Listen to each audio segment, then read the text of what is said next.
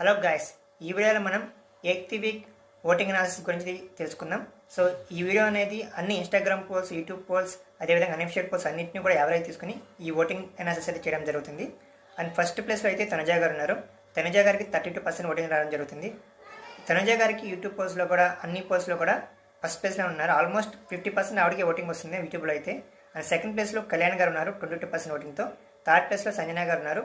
సంజన గారికి Emmanuel voting add అవడంతో ఆవిడకి 11% ఓటింగ్తో థర్డ్ ప్లేస్లో ఉన్నారు. ఫోర్త్ ప్లేస్లో రీతు గారు ఉన్నారు.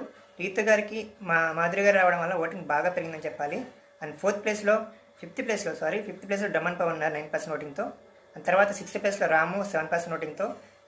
7th ప్లేస్లో గౌరవ్, 8th ప్లేస్లో మాధురి గారు అయితే ఉన్నారు. సో మాధురి గారు ఈ వీక్ ఎలిమినేట్ అవసరం ఎక్కువ ఉన్నప్పటికీ కూడా కొంతమంది అయితే మాధురి గారు ఉండాలని చెప్పేసి అనుకున్నారు. ఎందుకంటే శ్రీజ రీఎంట్రీ రావడంతో వారిద్దరి మధ్య జరిగే రైవల్రీ చూడాలని చెప్పేసి చాలా మంది అనుకున్నారు. సో చూద్దాం, బిగ్ బాస్ అయితే మాధురి గారిని సేవ్ చేసే ఆప్షన్ కూడా ఉంది.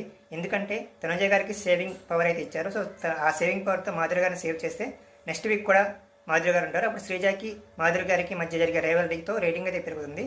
సో మీరేం కోరుకుంటున్నారో, ఎవరు ఎలిమినేట్ అవ్వాలనుకున్నారో కామెంట్ చేయండి. Thank you.